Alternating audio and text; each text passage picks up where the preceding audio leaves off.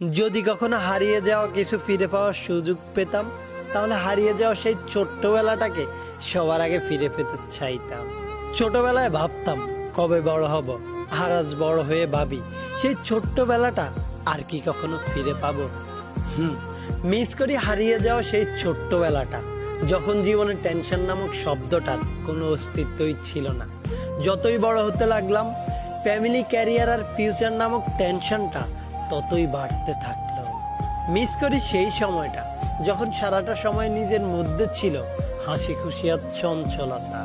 Miss করি সেই ছোটবেলাটা যখন বোর হলেই সবাই মিলে একসাথে মক্তবে যেতাম, আর একজন আরেকজনের হাস্যরসাক্ত 4-5টা নাম রাখতাম। একটু বেজাল হলেই তাকে সেই নামগুলো ধরে ডেকে রাগিয়ে দিতাম।